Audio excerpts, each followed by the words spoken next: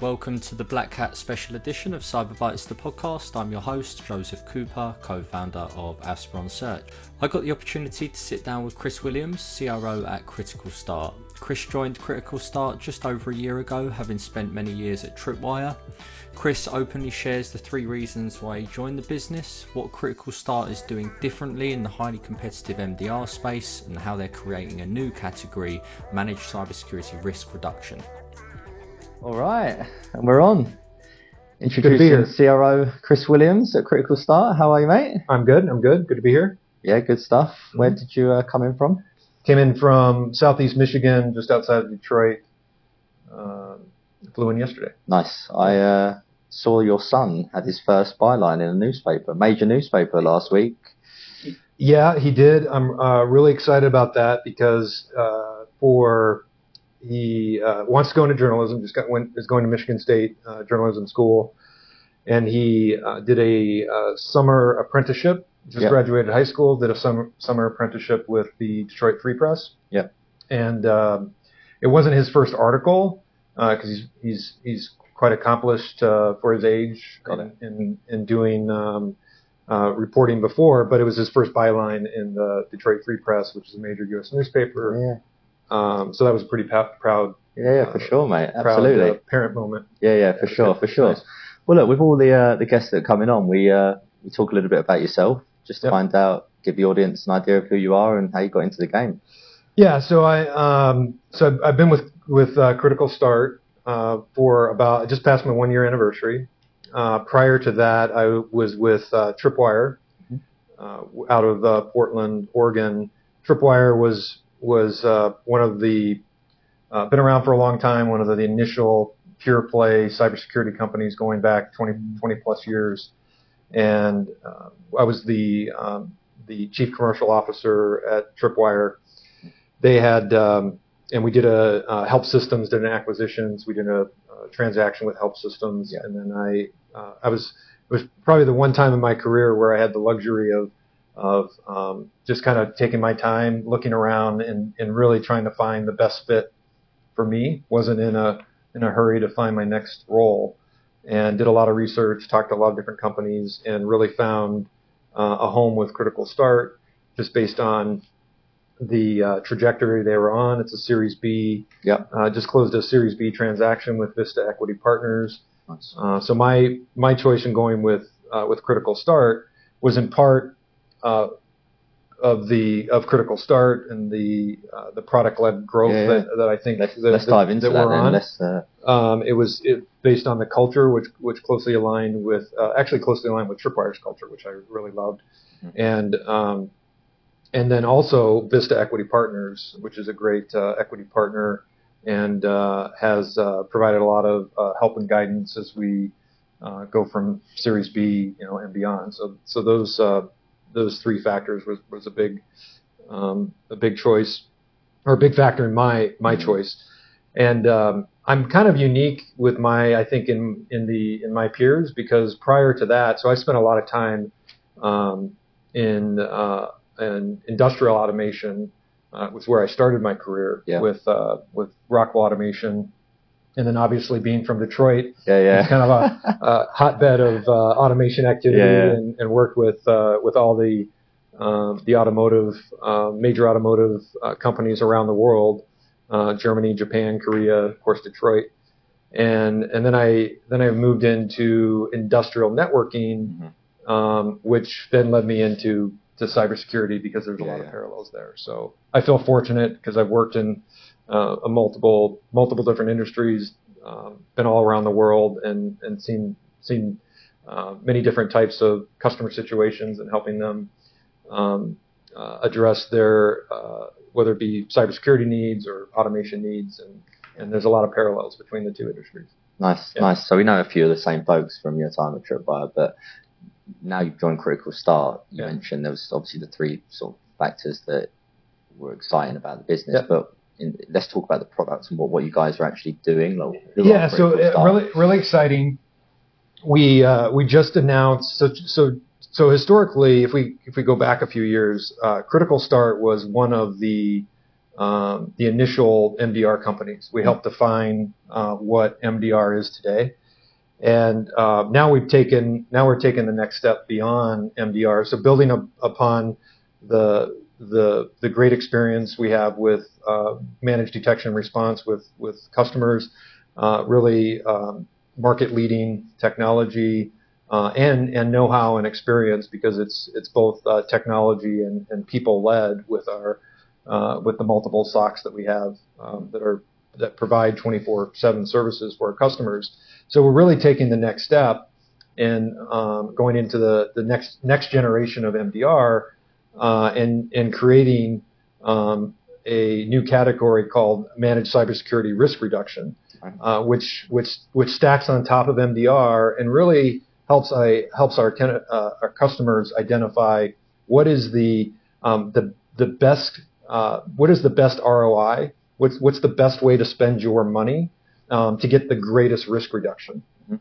And that's really key, because if you ask any CISO, MDR by definition is the threat's already happened, the alert has already happened, and we're helping to detect what's happened and respond to that, which is basic hygiene in cybersecurity. You really need that capability, because our customers get thousands of alerts that go off every day inside of their environment, and having the ability to effectively manage those, detect what's going on, and then respond to that.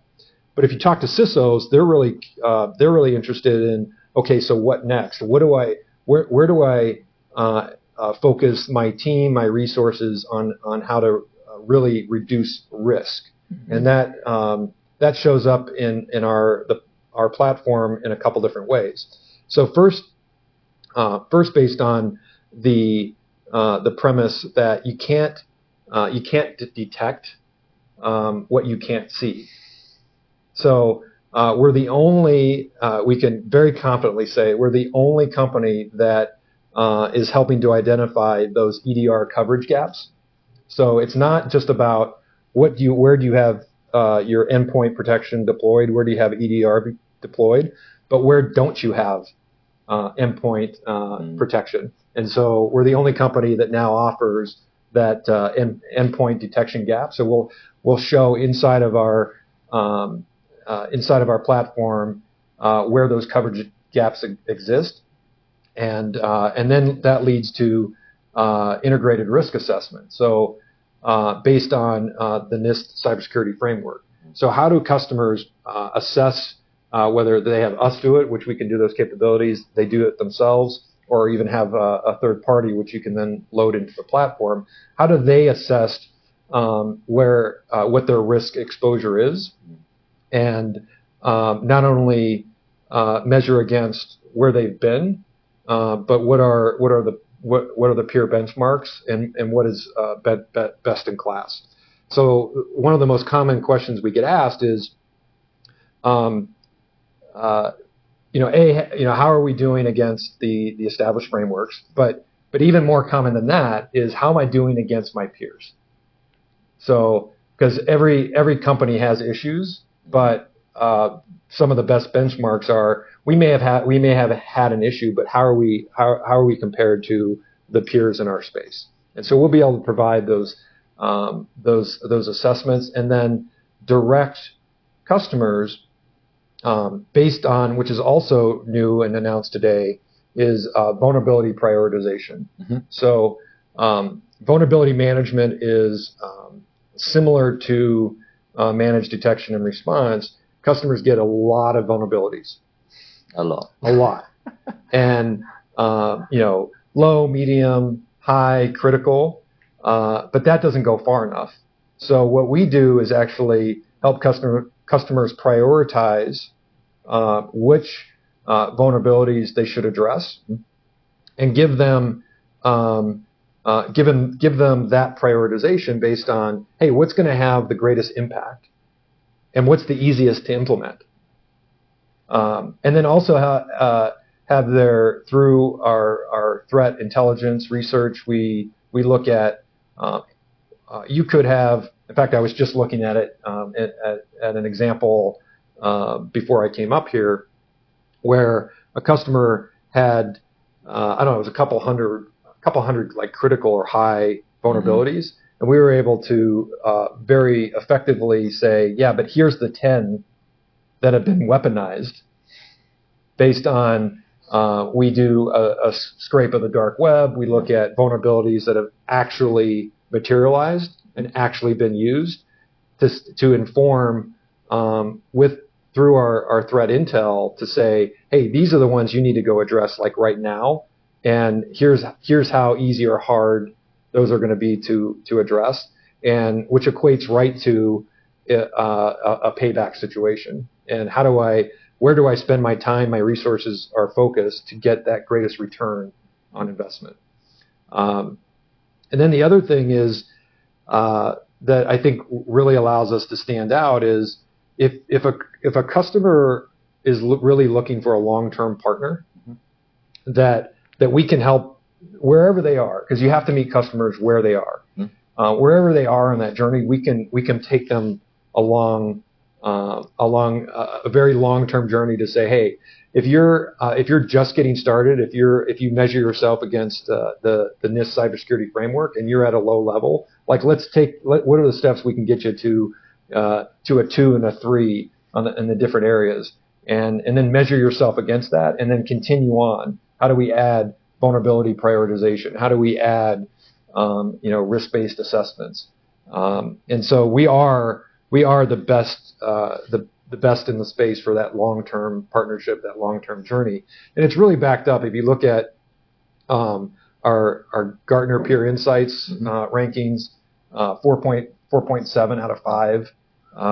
If you look at our Net Promoter Score at 67, anything above 50 is considered amazing. And 67 is really rare air.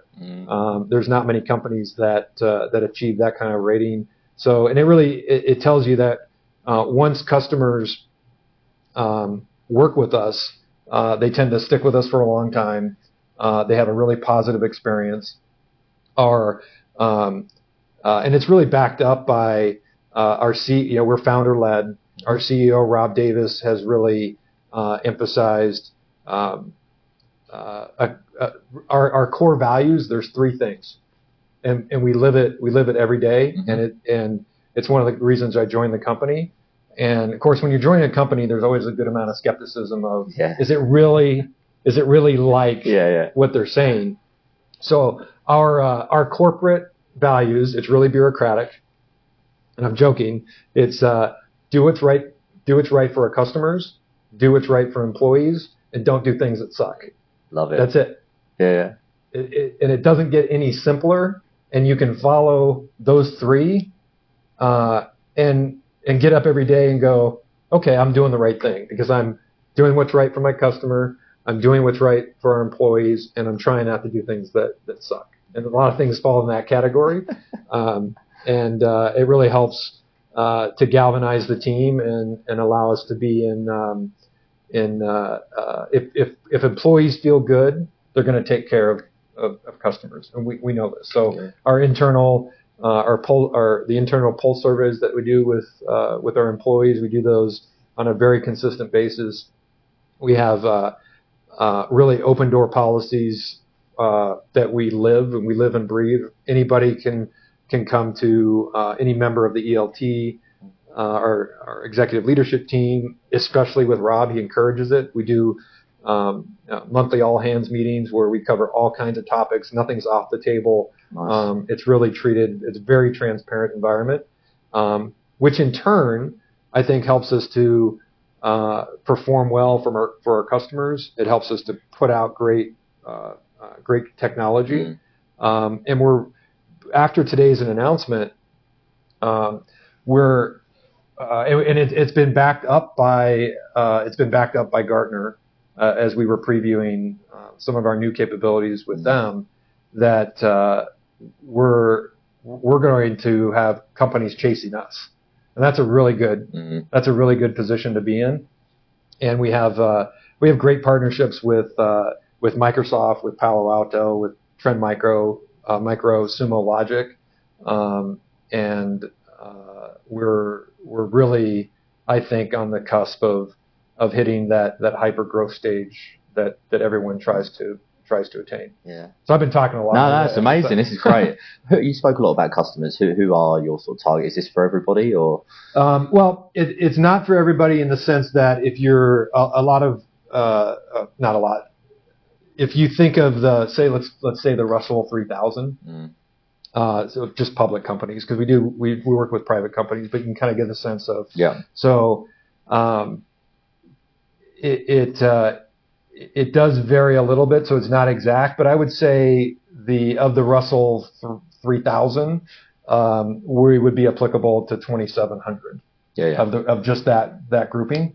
But we also work with companies or our SLED customers, so school districts, universities, local municipalities, state governments. We've just signed a major contract with the state of Florida. So I can talk. Nice. There's certain names I can name that are in the public domain. So that's one of them. State of Florida, after they made a huge investment that the governor announced back in April, $35 million to be spread across, to be available for local municipalities. We work with customers like Brinks, Mary Kay, Grainger, Howard Hughes. So companies that are that don't have their own security operations center, or they may have their own security operations center but want us to help do maybe level 1 or level 2, and they can focus on higher value activity. Down to we have customers that are down to 500 employees, but recognize that the number one the number one tool or thing that you can put in place to prevent breaches is managed detection and response. So we have quite a diverse set of customers that we work with. Obviously, a lot of announcements today. Funny enough. What's the future for Critical Start? Where are you taking this? Yeah, so I think there's obviously the space is massive. There's a lot of customers that don't have anything in place, or prospects that don't have anything in place today. We have we'd like to think that we'll take our fair share from our competitors. It's an interesting the space we're in within cybersecurity.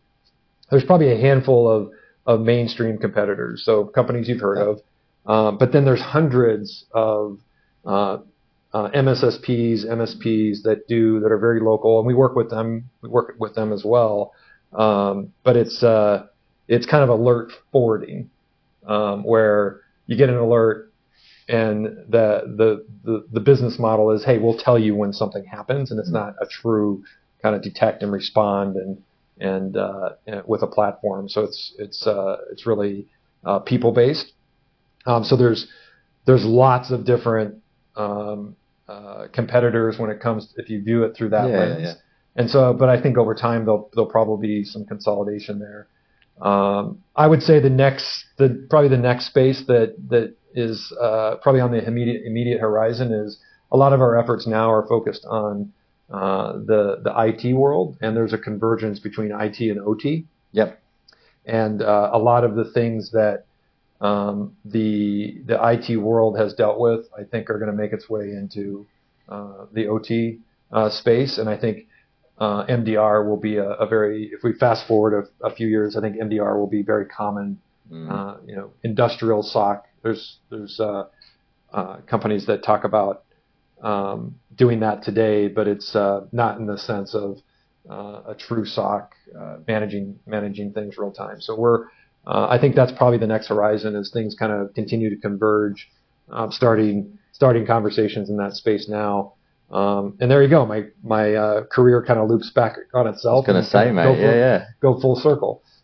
So that's probably what, and we're going to continue to build out high high value capabilities. We're going to continue to build on our MCRR platform, and anything that helps customers identify and reduce risk, we're going to be certainly open to adding that capability into our platform. So it's exciting. Exciting times, it's really, as a CRO, it's really it's exciting to work with for a company where it's pure. It is truly, it fits the definition of product-led growth. Yeah. Because that just makes what I do so much easier when you're when you can claim uniqueness in that we do. If a customer is looking for, if their only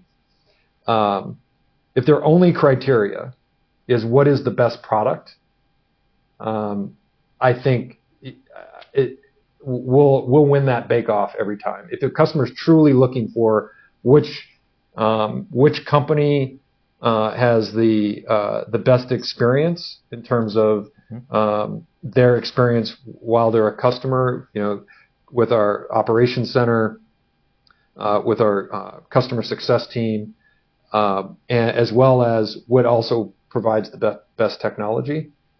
I think we stand in our class of our own. And I didn't even mention one of the questions we're asked a lot, especially once we get deep into the sales cycle, is, and a customer's really trying to make that final decision, is tell me about your SOC. Tell me, and they want to know, like, what's your turnover? What's your turnover in your security operations center? Because that says a lot to about your culture, and we've combined it not only with our culture, but it also speaks to our platform, because security analysts, alert fatigue is real. It's real with our customers. It's real with security analysts that work in our SOC. So if I go back to our MDR platform and what's really unique about that, so we detect every alert. We look at every alert that a customer sees. And most of our competitors will look at highs and criticals. So we look at every alert. Now, how do we do that? Well, that speaks to the technology. We're able to look at every alert. Lot of false positives. And so our platform is able to resolve those duplications, resolve those false alerts, so that our security analysts, when something gets into their queue, they know that they're looking at it for the first time. They're not looking at the same thing over and over again. So they know that they have the potential to discover maybe the next big 0-day or breach or whatever. They're really focused, and we put 2 sets of eyes on every alert that makes its way to an analyst. And so, and then that's how we're able to resolve every alert. And we do it with 1 hour contractual SLAs, 10 minutes on criticals, but 1 hour contractual SLAs for mean time to detect and mean time to respond. So that means that if we don't meet that 1 hour, we're providing contractual credits back to the customer. Okay. And nobody else offers that. Yeah. A lot of our competitors will offer SLOs, so service level objectives, and we'll try really hard. Kind of mentality, where we hard commit to, we're going to perform at a level that's repeatable and that you can count on. And that's been, so back to my point, our customers will ask about our SOC itself. They'll ask about our training program. We put all of our analysts through a 12-week training program with ongoing 80 hours per year after that. So they're staying current. They're getting trained correctly, and we provide a career path within our structure, so that you can start off, go through the training, start off as level 1, and then really make your way into potentially into threat intelligence, into our engineering team. There's all kinds of paths career pathways for our employees once they join our SOC team. So that really can make a difference because from a customer standpoint, if you're hiring an MDR and you have a lot of turnover, that's not good. Yeah. I mean that provides inconsistencies and the more likelihood of something going wrong. So we have a 95% plus retention rate in our SOC, which again is defying gravity. Yeah, unbelievable when it comes to that kind of stuff. So it really is a special place. Chris, that was we've covered so much in that episode. Thanks for coming on, mate. I wish you all the best of success at Critical Start, and thank you for listening. If you've enjoyed today's show, please like and share with your friends and colleagues, as this is really important for the show's reach. If you'd like to be our next guest or are interested in Aspiron Search's staffing solutions, please get in touch directly with me or reach out to us via our website www.aspironsearch.com.